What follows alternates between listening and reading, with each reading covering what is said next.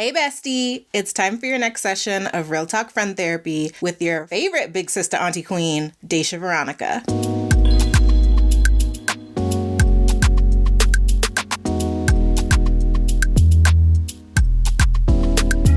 Hey y'all, welcome back.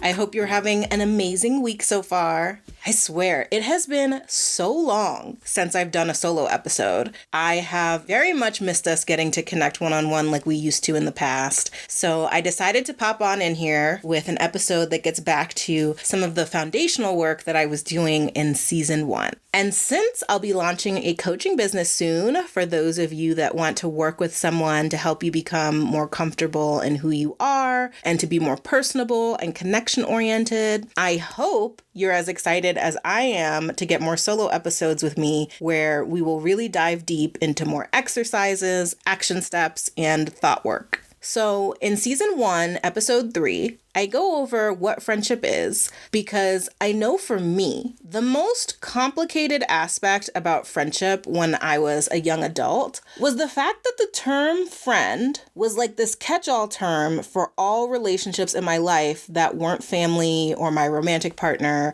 or my coworkers. I felt like there was sorely needed nuance about how to categorize these relationships because the only real defining barriers that we have in American English, at least, are the terms friend and acquaintance. So an acquaintance is someone who you don't really know, but maybe you see with some frequency, like a coffee shop barista or someone in a gym class. But once you start to get to know this person beyond those circumstances, maybe you catch a meal together or you have a game night together, the next step is to categorize them as a friend. But what does this mean about what you can expect from them and your relationship with them? If they don't show up to your birthday party, can you call them out on that? What if you need a ride to the airport? Are they the person that you should call or be able to put that expectation on them? What about if a relative dies or your car needs a jump or you're stressed out about your family visiting you for a month? Are these the people you can lean on or expect them to be there for you? The CDC has declared for the last couple of years that we are in a loneliness epidemic and that for Americans in particular, we're having a real tough time in the friendship department, with about 1 in 3 adults in the US reporting that they feel lonely and about 1 in 4 adults in the US reporting that they do not have social and emotional support. But I personally believe that we are less in a loneliness epidemic and more in a not knowing who to depend on epidemic, because the term friend is used in such a casual way in our culture that when we get into a tough place in our life and we turn to our quote unquote friends, we might not be getting the support that we need. And I don't think that's due to maliciousness. I really think it's due to our culture's overemphasis on casual relationships over depth and clarity. I think it's because we've never really been taught to think deeply about how we want these relationships to function in our lives, because in our modern culture, our spouses and our families are supposed to matter more than our friends. And so because of all of this, I think our loneliness epidemic is actually our society reckoning with the fact that we don't have real friends in our lives, but rather a network of people that we tolerate in various degrees. And I personally, I hate that for us. I know I really hated that for me, and it's honestly what led me to an emotional breakdown in 2018. And so as I was clawing my way out of that emotional hole that I was in, I was introduced to the Friendship Rings framework that finally contained all of the nuance I was looking for in how to define all of these relationships. And then in episode 8, I bring on an amazing licensed therapist, Maya Angelou. I swear, every time I say her name, it's like, ooh, woo. So I brought on Maya Angelou to go over why friendship matters, as well as to figure out how we got to this place in our society where friendship became a back burner relationship. Because when you really look at friendship and how it has functioned throughout history, friendship was seen as such a sacred relationship. Even priests were like, I don't know about all this friendship business, because they feared that it would eclipse one's relationship with God. That's how deep and meaningful friendship had been. And so I highly recommend going back to listen to those 2 episodes if you're new here. But for today, I want to talk about not just why friendship is important, but why it's important to you. Why do you want friends? Why is it meaningful for you to have friends in your life? Because real talk, you don't have to have friends. And in fact, I feel like I see this really sad trend among women where it's 2 things. So first, I would call this I don't fuck with female syndrome. It's always females, where this woman has been hurt or betrayed or traumatized by other women in their lives. And so instead of confronting that pain, they just decide to disengage from female friendships entirely. And they prioritize their spouse, their kids, and possibly immediate family and or distant relatives as a replacement. They say things like, my man is my best friend. That's all I need. And then the second group, I would call this needing to grow up syndrome. And this is where I see women who feel that it's the right thing to do or the adult thing to do to abandon their friendships, either once they're in a serious relationship or they get married or they have kids. They were taught that friends were just a placeholder until they start their family. Okay. I guess a third one that's coming to mind are women who have, more often than not, male partners who either don't have friends or don't know how to make friends or are just really struggling in the friendship department. And so instead of being vulnerable and figuring that out, those male partners instead decide to turn their female partner into their best friend, which on the surface seems really romantic. And I think it can be when done correctly. But what I think sadly ends up happening most times is that the man ends up sucking up all that woman's time and emotional bandwidth while also not being the best emotional landing pad for her. So she's really good at tending to his emotional needs and making him feel good and consoling him when he's down and being interested in all his interests. But if you listen to episode 29, my friend Rachel makes this very astute metaphor when it comes to men and women in heterosexual relationships, where ultimately we agree that men are just socialized differently when it comes to being interested in others and being emotionally supportive for others. They're not really good at being interested in other people's rock collections. And if you listen to that episode, you know what I mean. And so this woman often gets trapped into wanting to make their husband their best friend. They're trapped in that allure of, oh my gosh, I'm your best friend. Well, you're not really meeting all my emotional needs. So we're going to need to work on getting you to my best friend level. And so they end up just putting all of their energy into that, which means they don't have any energy left for their friends. So for this, I would call this my spouse is my bestie syndrome. Now listen, okay, I want to be clear.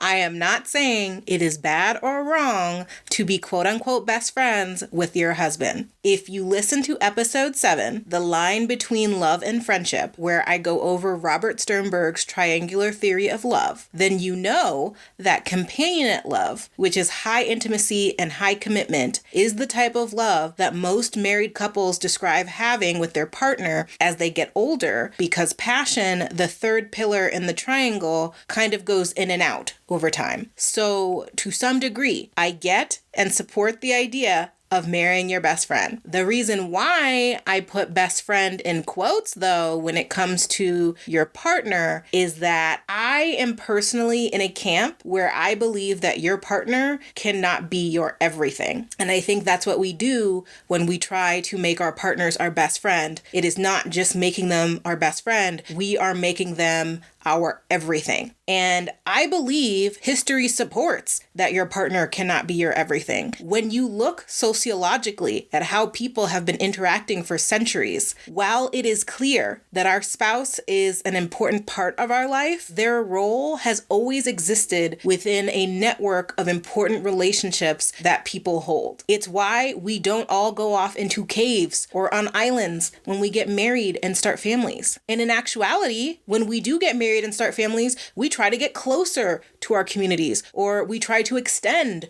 our communities, because as humans, we really thrive when we are in community. And so one of the things that Brie and I talked about in episode 8 when trying to understand how friendship became a less important relationship in our modern time is that back in the day, people really didn't leave their neighborhoods the way that they do now. Back in the day, you pretty much went to school and got married and built your own family in the same place that you grew up in. There was actually a really interesting fact. I get these emails. I don't know how I got on this email list. I don't know if that happens to people where you just start getting these random emails one day and you mean to unsubscribe. But this was actually, I kind of like being on this.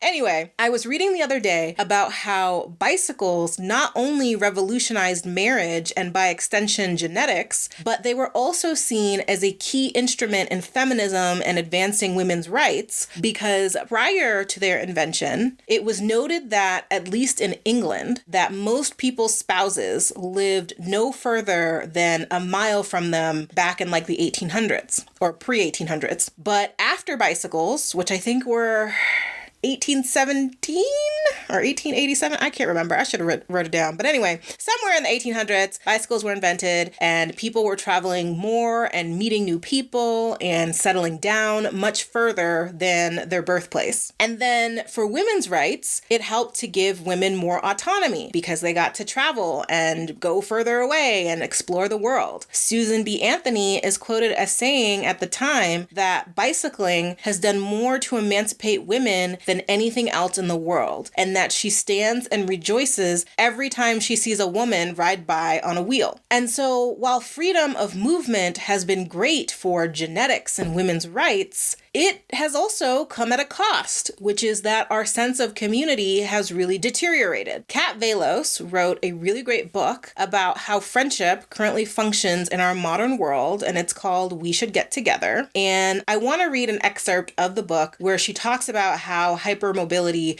has really impacted friendship. She writes, "Millions of us move every year for work, love, family, and adventure. Strong inward and outward migration is a characteristic of exciting big cities. According to Bloomberg, New York, Chicago, and Los Angeles suffer from the highest outward migration rates in the nation. And according to SF Gate, more people leave the Bay Area, where I live, than any other region in the nation. The highly transient nature of big cities leaves a lot of people I interviewed feeling frustrated and lacking a sense of community. They want to make friends, but the emotional investment and effort hardly seems worth it, since they or their desired friends are probably going to be moving on soon. Most of the people I've met in the Bay Area arrived in the last several years, and many of them don't plan on sticking around. Around 50% of Bay Area residents, a number that's been rising over the last several years, are planning on moving away in the next few years. In a short amount of time, I've watched a lot of the friends I made here become part of that statistic. They moved on to other cities for multiple reasons: to live somewhere more affordable, to be closer to family, or communities from another time in their past, or to start families in a place that will be easier financially and socially. I discovered that if you move to a fabulous, world-class city filled with interesting people, and you realize that you lack close friends there, solving that problem can be a daunting task because the targets keep moving, literally. Having the freedom to start over at any time in a new place also means that you have the freedom to step into isolation and placelessness when you land somewhere where no one knows you or cares what happens to you. And so she goes on to explain how living in a hypermobile world can subconsciously hinder us from wanting to connect with others because we fear that it will be a waste of time or effort if they ultimately end up moving away. And then she offers a lot of tangible strategies on how to break free from that belief. And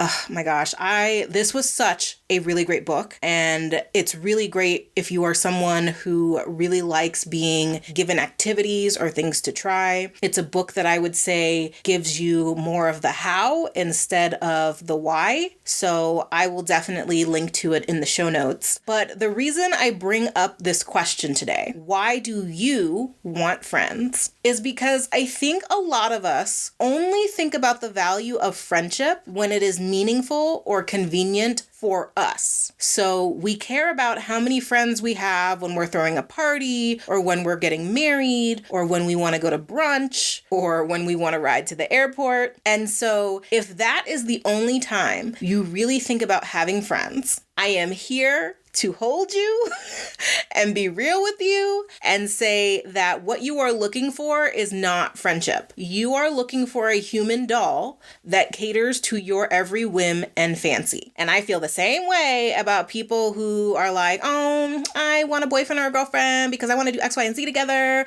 I want to go here and I want to go there and da da da. A relationship with another human being is not about just doing what you want or just taking care of your needs. Relationships, and close friendships in particular, are actually not convenient. They are not always easy and breezy. They are not always fun. Now, again, this is where the rings framework will really serve you well, because you can expect easy and breezy relationships with people who are in your ring 3. And in that framework, ring 3 friends are your activity friends. They are the people that you kind of hang out with on a casual basis. But because they are in your ring 3, that means that expectations are low on both sides. That means that they aren't really obligated to be there for you when you're sick or you need someone to vent to or to take you to the airport, because the foundation of your relationship is easy, breezy, and convenient. But the higher up that you have people in your rings, the more those people should be able to expect from you, and they should be able to depend on you, which means the more right those people have to be mad or call you out when you're not showing up like you should be. I was scrolling through TikTok, as I love to do, and I came across a video of a woman talking about the disadvantages of being a late bloomer friend, I think was what she called it. And how she defined being a late bloomer friend is that you are the friend who completes a lot of social milestones in your friend group last. So you were the friend in your group that was the last to get married or the last to have kids. And she said it really sucks to be a late bloomer friend because you were the one who showed up to every bridesmaid event, every engagement party, every wedding, every baby shower and first birthday party. But then when it's your turn to go through all of those events, because you were last, everyone else that you showed up for is like, oh, sorry, I gotta do X, Y, and Z. Oh, sorry, I can't make it. Blah, blah, blah, blah, blah. And this TikTok struck me for 2 reasons. One, I wanted to be like, well, I know this is a common experience. Y'all definitely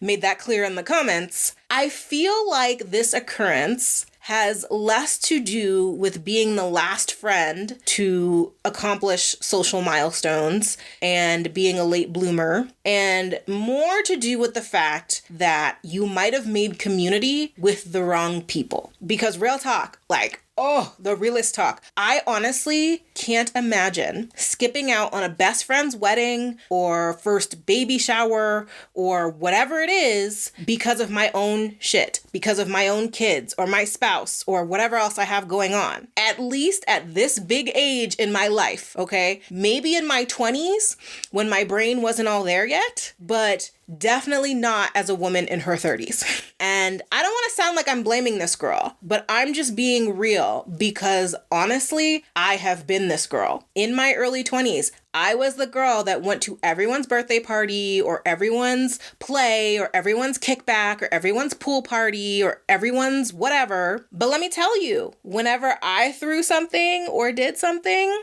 girl, mess, okay? Oh, I can't make it, but I love you so much, or oh, I'm sick, or I have a thing, or every other excuse under the sun, right? And yes, there is a world where it is totally valid for me and people like this girl to be upset and hurt. I am not taking that away. But there is also a world where you have to be real and ask yourself, if these people are not showing up for me? Why do I feel the need to always show up for them? And I know her example is a little complicated because her whole point is that, she was the last person. And so she didn't necessarily have an idea that this is how her friends were going to treat her. But this is where, again, loving real talk, people don't just change up their behaviors out of nowhere. So I have to believe that there were times in the past of her friendship with these people that they were also not showing up for her. Because if they're willing to miss your wedding, if they're willing to miss your bridal shower, if they're willing to miss your baby, if they're willing to miss these big things, you can't tell me they didn't miss the small things. You can't tell, people don't switch up like that. We're a little more consistent than we like to portray ourselves as. So I have to believe this is not brand new behavior on their part of not showing up for her. And I suspect that because these are major milestones, this is her just waking up to it. It's more in your face when it's the wedding and the baby shower and all the big stuff. My favorite quote of this year came from Marie Forleo. I read her book, Everything is Figure-Outable, in January, and it was truly the best book I could have read to start the year. But my favorite quote was, "Nothing changes if nothing changes." Let me say it again, because y'all know I love to repeat good quotes here. Nothing changes if nothing changes. If these people have flaked on you or not showed a strong sense of commitment to being there for you in the past, why would they ever do different just because you show up for them? Really, why would they? You don't even make them work for your loyalty and commitment. If you're just giving it out all free and easy, you've already trained them that not only do they not need to show up for you, but that they can always depend on you being there for them with little to no commitment on their part. And it's not like they aren't aware to some degree, because at a certain point, they'll even start saying things to you like, "Oh my gosh, you are just my favorite party guest. I just love how I can always depend on you showing up and being here for me whenever I have an event." And it's supposed to be a compliment, but in reality, it is them saying, "Gosh, I just love the way that you show up for me without ever expecting me to be there for you in return. This is the most amazing arrangement I've ever had in a quote unquote friendship." Because sadly, in American culture, we care so much more about quantity than quality. We care more about how many bodies are at the party than if we actually like the bodies that are in the room. And so I deeply feel for this girl because I've been her. But the second thing that impacted me about this TikTok was this comment I saw that blew my motherfucking mind, okay? And it was the top like comment, and it said, "Everyone wants a village, but no one wants to be a villager." And I was like, girl, type it again.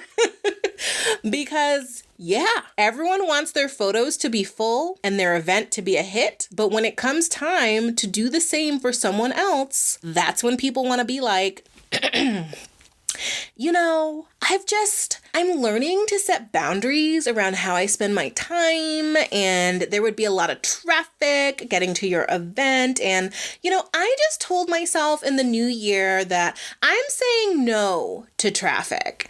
Traffic really disturbs my peace, and I just, you got to draw the line somewhere, and I just have to put my peace first in 2025,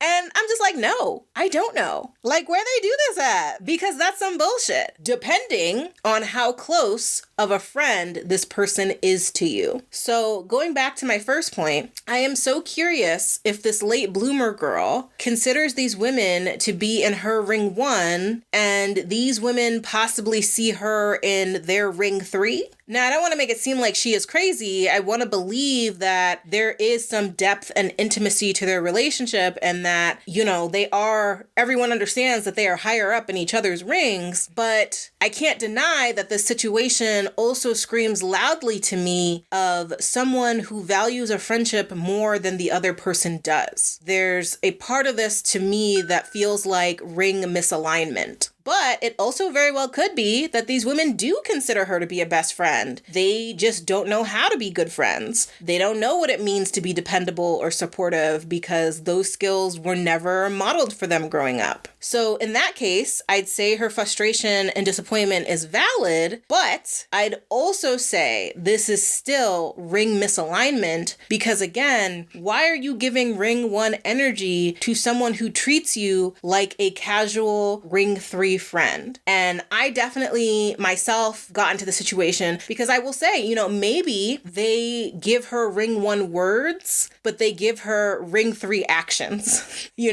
I've definitely gotten wooed by some ring 1 words, but was like, hey, the actions aren't matching. Okay. And so again, nothing changes if nothing changes. And this is not to say that you should have to treat them unkindly or with disrespect. I am simply saying to match energy with energy, to match actions with actions. We teach people how we want to be treated, right? And so when you're first getting to know someone, it's okay to be vulnerable and to show up and be there for them. But as soon as you start to realize that this person is not matching your energy, they're not matching your actions, they're not matching your dependability, that's on you to adjust because we can only control ourselves. We can bring up the behavior, but we can't force them to be the friend we deserve. Story time. A couple years ago, I was in a writing class, and at the end of the class, we did a final staged reading over a course of a few days. So each writer got a day where we came in and heard their play and gave notes. And this one girl in the class, she went first, and everyone in our class came, and there was about 5 or 6 of us.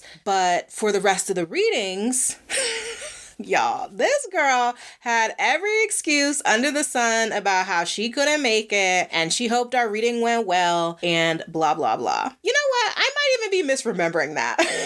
I think homegirl might have been second or third. So she missed the first one, missed the second one, was there for hers, and then missed the fourth, missed the fifth, missed the... So you know what? I said, bet. She said loud and clear what this relationship is to her. And I know there are people that get really mad at people like this. They want all your support and your feedback, but can't be bothered to do the same. And I used to be like that. But now that I understand what they are communicating and I pick up on the cues much faster, I'm not angry at all. It all goes back to that rewriting your reality exercise that I talked about a few episodes ago. We get to decide how to feel about the excuses people tell us. So maybe this girl was being truthful about all the reasons that she couldn't show up for 5 other people's readings.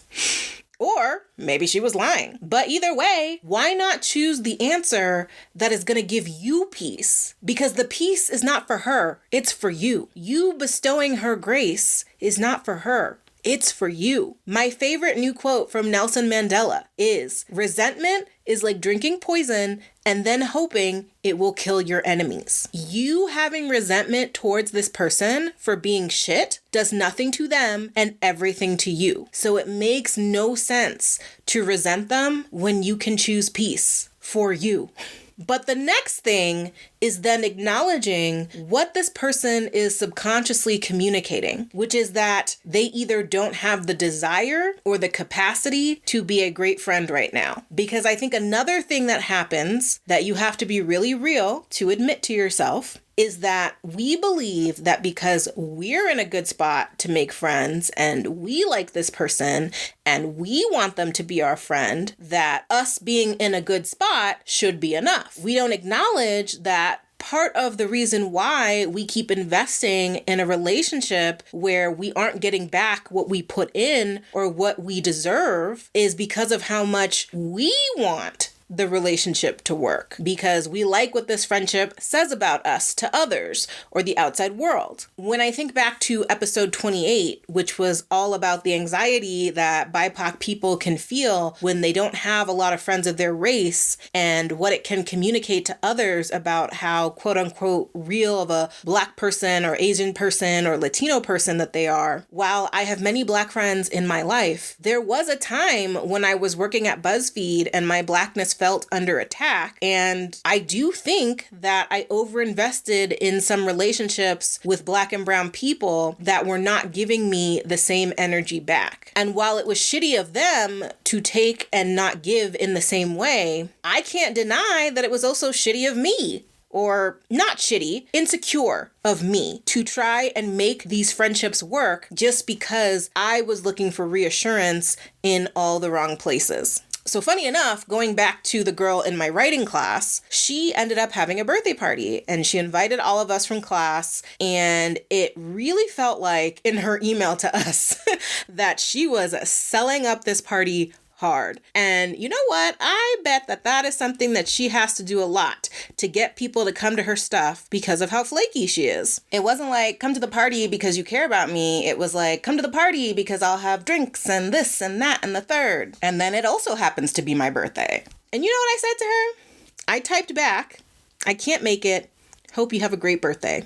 And I left it at that. I didn't give her a reason or offer a chance to make it up to her because she already made it clear to me, based on not showing up for us, that she is not someone who has either the desire or the capacity to be a dependable friend at this moment. And I want to emphasize at this moment, because I'm not saying she's always going to be a shitty friend. I don't know her well enough to know if this is just how she is or if she's just going through a rough time right now. But regardless of what that answer is, it does not change the fact that she is not someone who either has the desire or the capacity to be a dependable friend at this moment. Or I should say, the type of friend and friendship that I am looking for in this moment. A really phenomenal series of episodes to listen to if you are new here are episodes 9, 10, and 11. I do a whole 3-part series on boundaries, what they are, how to communicate them, and how to deal with boundary crossers. And one of my favorite lines from that conversation I had with Calix was this very deep truth that we're not always going to be able to meet our friends' needs. Sometimes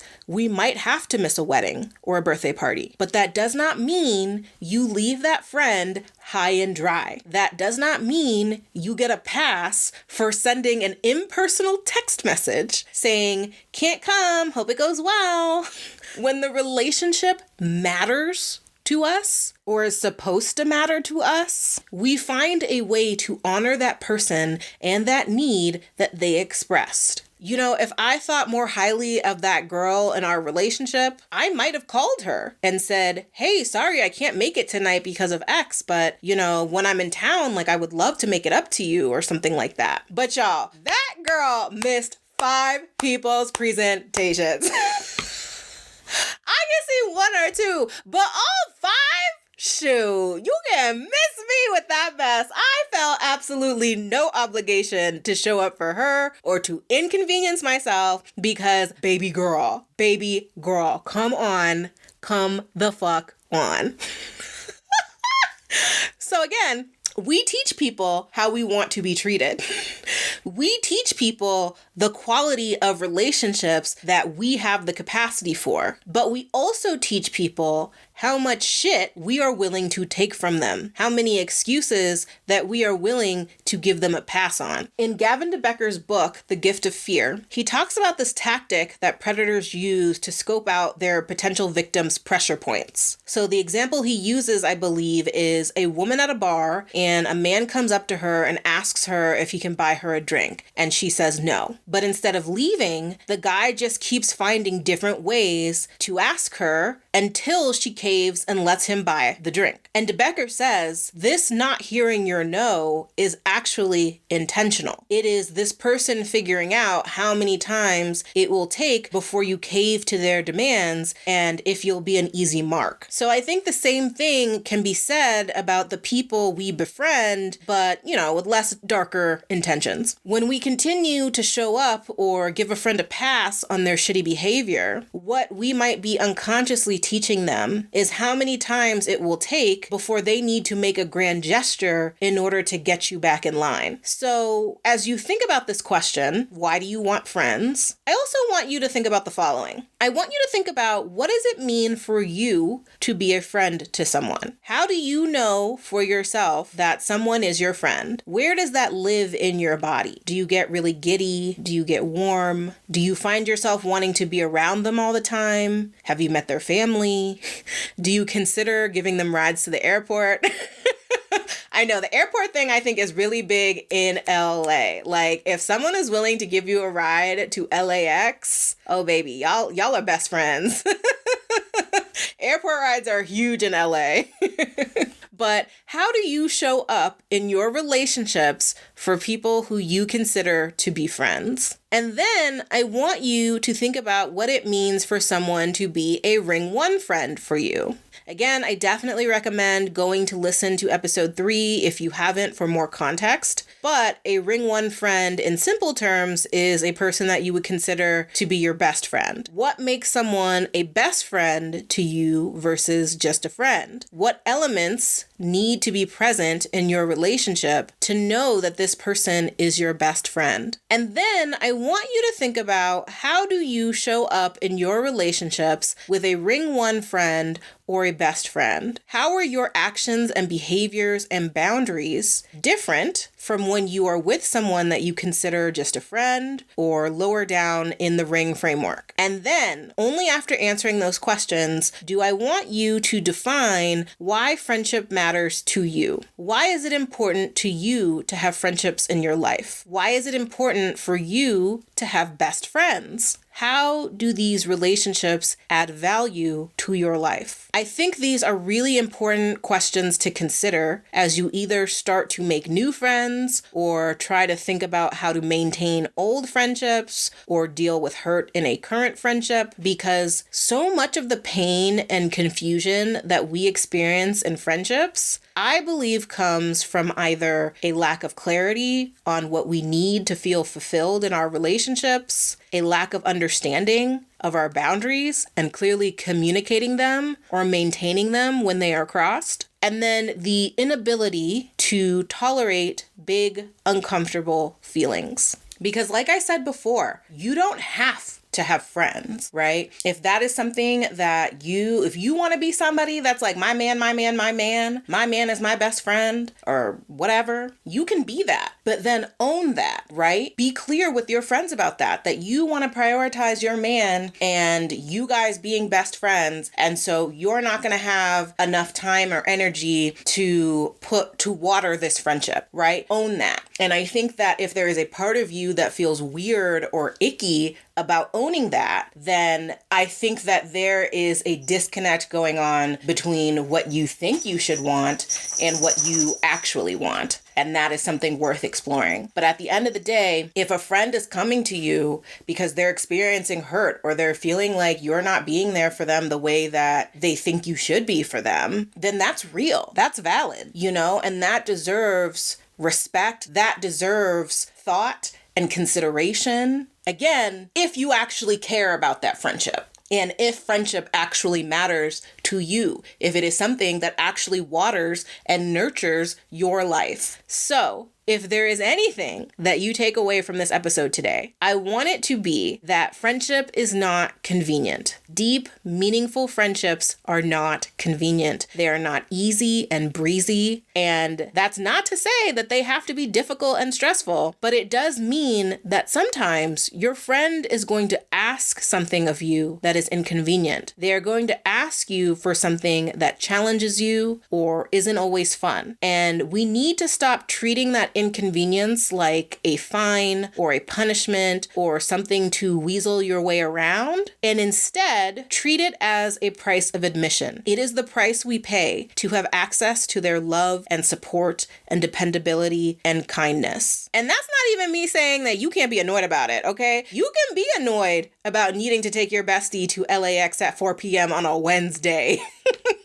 Okay? Because oh my God. Anyway, you can be irritated that your bestie needs you to get up at 10 p.m. to drive 45 minutes to pick them up because their car broke down. And that was literally me. I was the bestie that needed to be picked up because we lost our car in October and we were about 45 minutes away from my friend's house, and she goes to bed at like 9 o'clock, and I had to call her and be like, hey, we're stuck out here. Can you help us get to your house? And she was actually really lovely about it. But you can feel all of the things about being inconvenienced. But that's also when you think about your why. Why are you in this relationship? And why are you in this relationship with this specific person? Why do you believe that this friendship adds to your life? Harlow, mommy's working, okay? Harlow's my dog. And it is so funny that he is interrupting me. So Pumpkin, who is Becky's dog, and she has made quite a few cameos on earlier episodes of the podcast. Let me tell y'all, Pumpkin, girl, love her, but she can be so destructive. I mean, I cannot tell you how many things she has either bitten, eaten, broken, put holes in, all throughout my damn house. But you best believe when Becky asks me to watch her when she's out of town, I always say yes. Now, am I always happy about saying yes? If I'm being honest, not all the time. Because, y'all, Pump licks her ass so loud. I'll be here trying to work on the podcast, and it's a lot. And I never know what she's destroying in my house. However, I love Becky so deeply and so much. And I love knowing how comfortable she feels with her dog being here, because her dog loves my dog and is just so comfortable here that all of the love that I have for her really overrides any negative feelings I might have. And Becky, I know you're listening, and I want you to know I truly mean that. Pumpkin is always welcome here. Because at this point, to me, it's just the price of admission. And honestly, I think I'm getting the best deal here because, Becky is just such a beautiful friend. It has been such a gift to have her in my life that I feel like the pros outweigh the cons on that one. However, part of becoming a healed, mature person is knowing that you don't have to give that kind of access to all your friends. Becky is a solid ring one friend in my life. We are dying in a casket together. We always joke about that, but also for real. But let's say someone in my dance class who I have a good relationship with, and they've been to my house, we've had some meals together, we have really great rapport. They ask me to watch their destructive dog. I'm gonna be like, no ma'am, Miss Pam, okay? For that relationship, I'd probably be like, I won't be able to do that, but I can send you the info for a dog sitter I like to use, or I can ask around and see if anyone I know has a good sitter they'd recommend. Because again, I still want to help her meet her need. I still honor the relationship, but just in a way that more aligns with how I feel about the relationship. And I can't emphasize enough that the choice that you make in a situation like that has to come from how you feel about the relationship in that moment and what you authentically have the capacity for in that moment. Because maybe her asking me is her trying to see if we can move up to that next level of friendship, right? But again, just because she's ready to take that leap doesn't mean that I have to be ready. And so how I respond should really be based on what I'm comfortable with, while also at the bare minimum assisting them in getting their needs met. I have a friend whose wedding I had to miss last year, and I was truly devastated about that. So when I reached out to tell her that I wouldn't be able to go, I didn't text her. Oh my God, I can't believe that people text important information. But I did not text her. I first called her, and when she didn't answer, I left a voice note.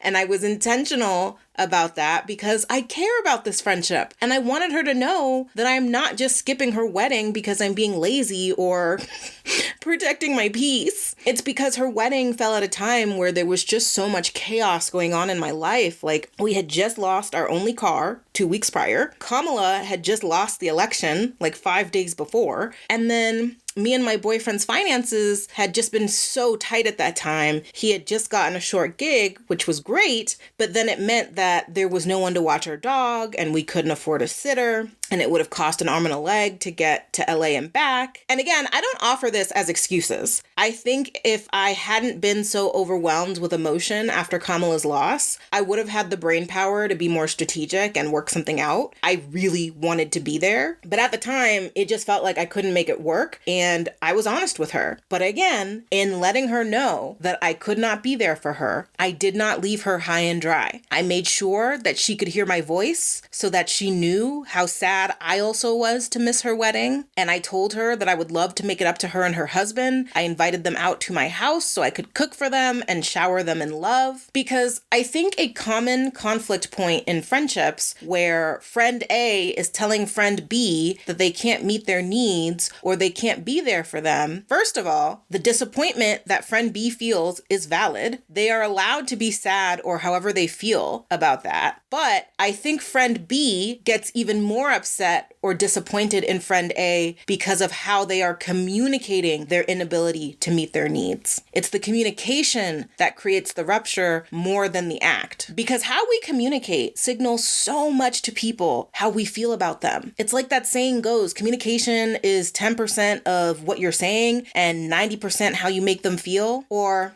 okay, big sister auntie queen Maya's quote, Maya Angelou. So it is, I've learned that people will forget what you said, people will forget what you did, but people will never forget how you made them feel.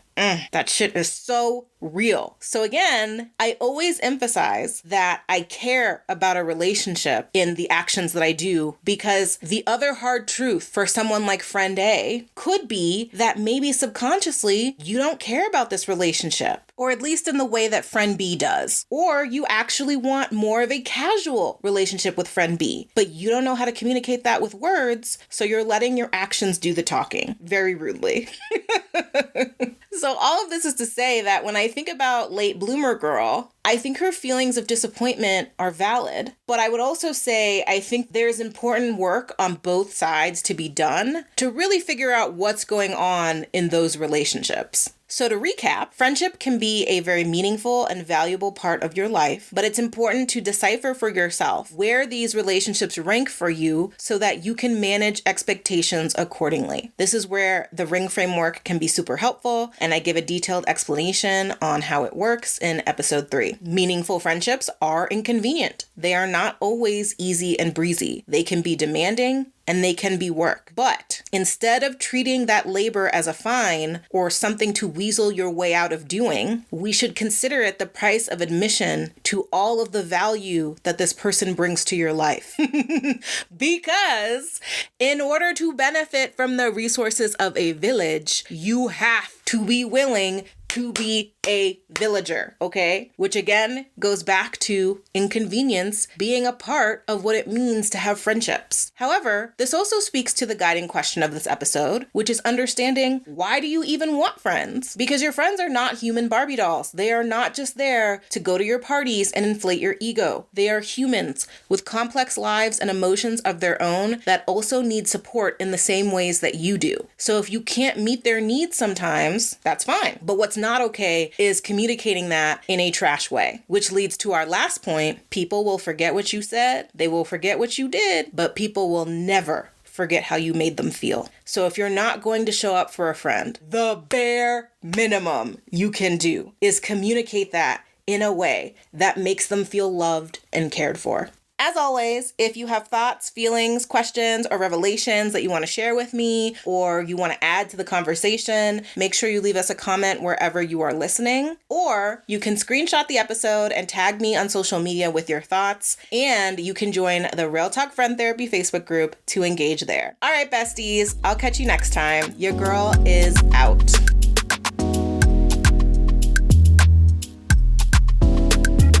Loving Real Talk Friend Therapy? Of course you are. So don't forget to show us some love with a 5-star review wherever you are listening, and to join our free Facebook group to chat, engage, and maybe even make a new friend, okay? See you inside.